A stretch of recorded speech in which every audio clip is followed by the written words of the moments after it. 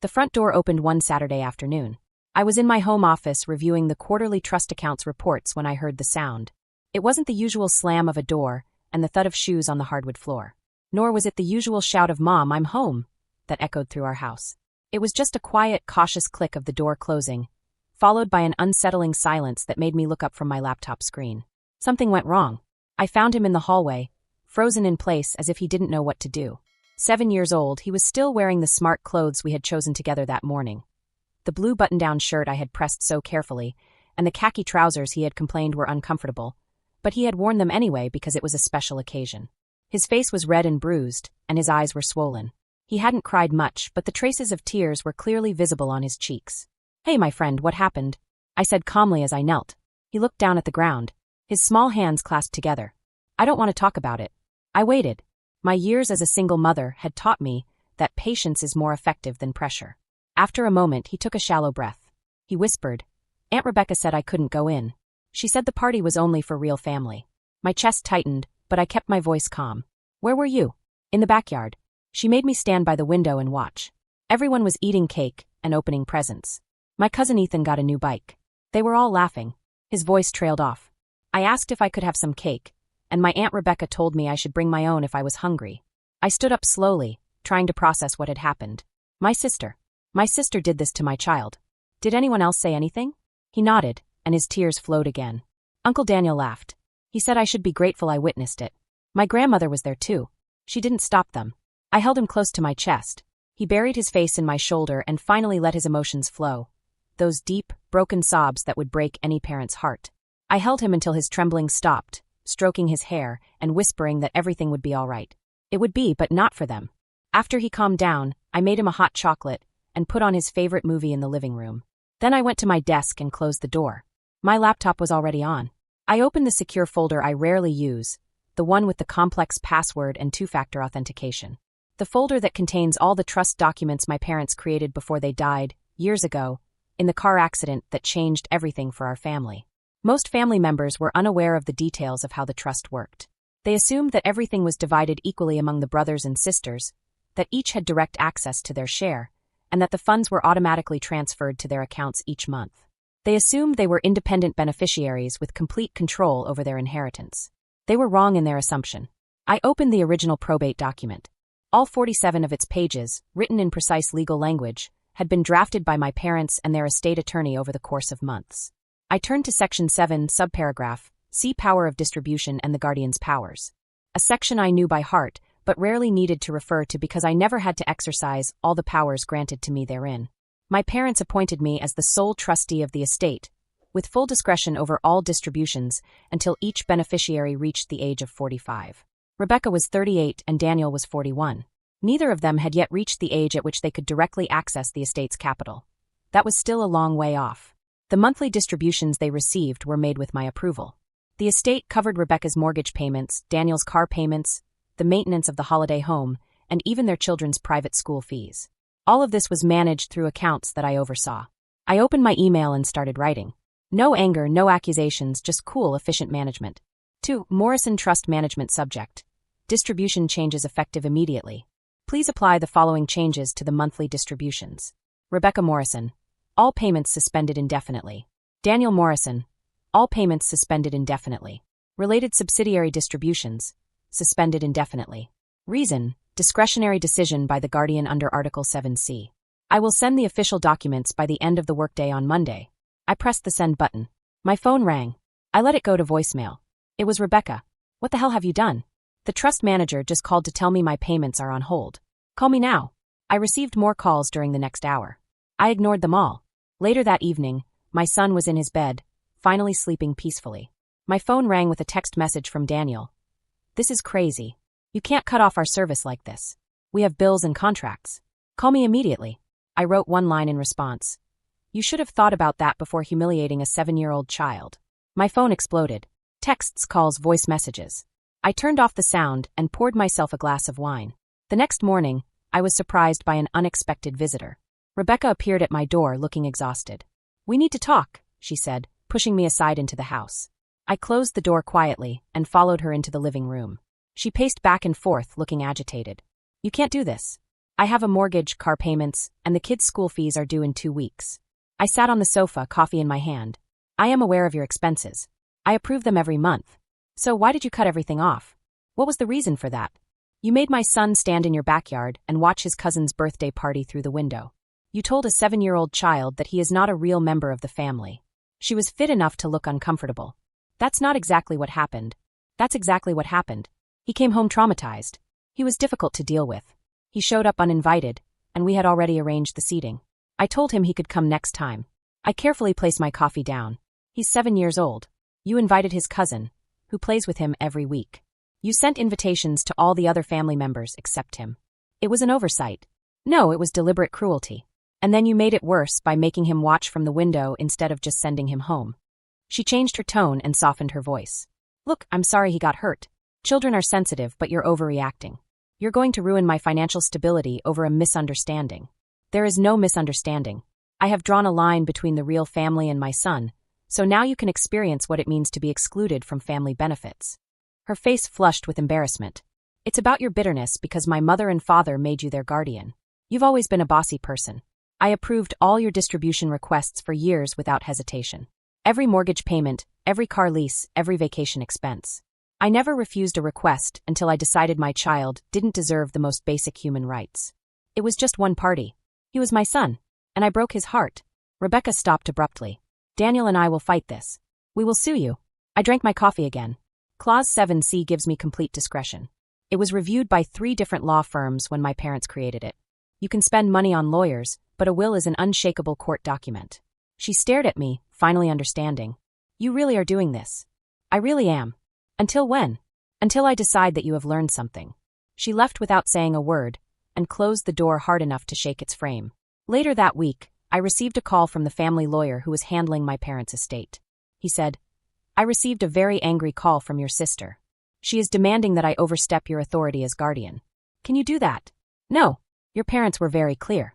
You have full discretion until the beneficiaries reach the age of 45. I explained it to her, but she insisted that I call you anyway. Thank you for informing me of that. Outside of registration, your parents chose you for a good reason.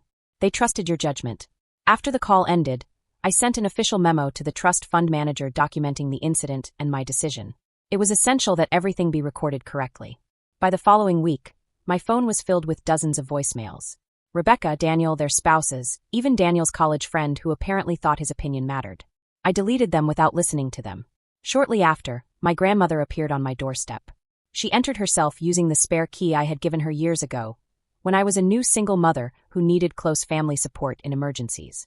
We need to discuss what you're doing to your sister, she said without preamble, sitting down in the kitchen chair as if it were her own, with her bag firmly placed on the table between us. I made tea without asking if she wanted it, an old habit from Sunday visits over the years. Rebecca forced my son to watch a birthday party from the window like he was a stray dog begging for scraps. I don't discuss anything that suggests I should reconsider. Family doesn't destroy family because of a party, she said firmly, using the tone that had terrified me as a child but had lost its power somewhere around my 25th birthday. A family does not treat a 7-year-old child as if he does not deserve the simplest kind of kindness. A family does not force a child to stand outside and watch other children eat cakes and open presents. You're exaggerating. Children are resilient. I placed the tea in front of her too forcefully. You were there, Grandma. You saw what happened and you didn't say anything. She had enough tact to look away. I thought Rebecca would handle it. You handled it correctly. You chose cruelty. Now you choose revenge. No, I choose the consequences. There's a difference. She sipped her tea in silence for a moment. Then she tried a different approach. Rebecca's mortgage payment is due soon. If she can't pay it, she'll lose the house. She has a law degree and a husband with a good job. She'll find a solution. The trust fund's money was part of their budget planning. They should have planned better or treated my son with the most basic sense of humanity. My grandmother left later, disappointed but not surprised.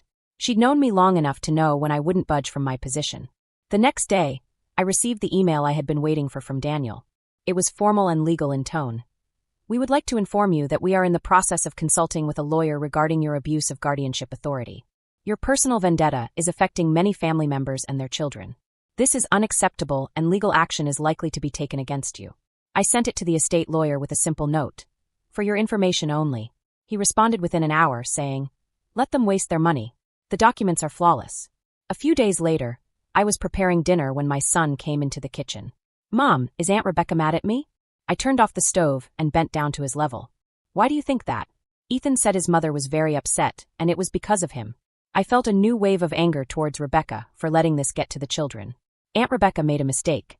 She hurt your feelings, and now she's upset because there are consequences. But you're not to blame for any of this. You didn't do anything wrong. Are we still a family? You and Ethan are definitely still cousins. And you and I are definitely still family. But Aunt Rebecca needs to learn something important before we spend time together again. Think about it seriously. Is she on probation? Something like that. He nodded, satisfied with this explanation, and returned to his drawings. Weeks later, Rebecca showed up at my door again. She wasn't wandering around this time. She looked exhausted. "I need to talk to you," she said. A serious talk. I let her in. We sat in the living room. She didn't start making demands this time. The mortgage payment wasn't made. The school called about tuition. Daniel's car was repossessed because the rent wasn't paid. She wiped her face. I understand. I understand what you're doing. Are you? You are showing us what it feels like to be excluded. To have things taken away from you for no good reason. For a very good reason. I was needlessly harsh with a child. She was silent for a long moment. I was angry with you. I've been angry for years. About what? Regarding my mother and father choosing you as their guardian. Regarding you being the one in charge. Regarding you always being the one responsible, the one they trusted. She raised her head, her eyes red. And I unleashed my anger on your son. I made him a stranger to you because I felt like a stranger in your shadow all my life. I didn't respond immediately. This was more honest than Rebecca had been years ago. I finally said, "This is not his fault." I know it now. I ruined a 7-year-old's birthday because I was jealous of his mother. She wiped away her tears. "I'm sorry. I'm so sorry.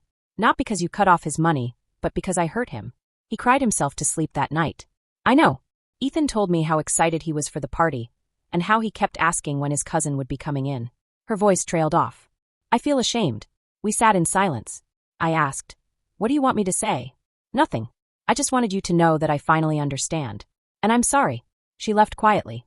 I reinstated her payments shortly afterward, not because she apologized, but because her children didn't deserve to suffer. However, I included a note with the reinstatement decision stating that future payments were contingent upon maintaining healthy family relationships with all members. Daniel subsequently recovered his payments, under the same terms.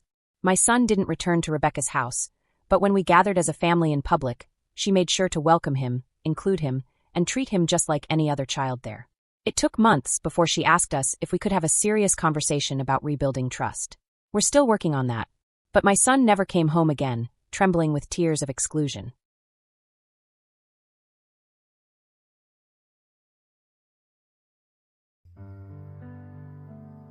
अंधेरी दीवारों में खुद को ढूंढता हूँ मैं। ये जो दिन सहाने थे उन्हीं को सोचता हूँ मैं। तुम्हारे बिन ये मौसम भी बड़ा बेसर्द लगता है। दिल का हर एक कोना अब बहुत ही दूर भरता है। अंधेरी दीवारों में खुद को ढूंढता हूँ मैं। ये जो दिन सुहाने थे उन्हीं को सोचता हूँ मैं। तुम्हारे बिन ये मौसम भी बड़ा सर्द लगता है। दिल का हर एक कोना बहुत ही दर्द भरता है। मेरे साए भी मुझसे अब जुदा होने को कहते हैं। तुझे खोने की राहों में ये आंसू बहने लगते हैं। कहाँ जाऊँ कहाँ ढूंढूं मेरा वो साजो सामा तो मेरी हर एक तमन्ना तू। मेरी रूह का मका तू। लकीरों में नहीं लिखा जो तुमने ख्वाब देखा था। वफा की इस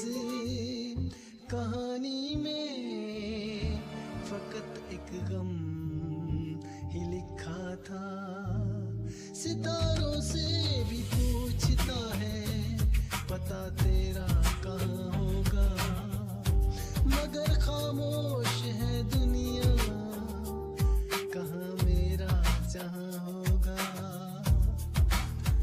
बस एक बार मुड़ के देख ले मेरी बेबसी की सूरत। मुझे है आज भी तेरी वफा की सख्त जरूरत।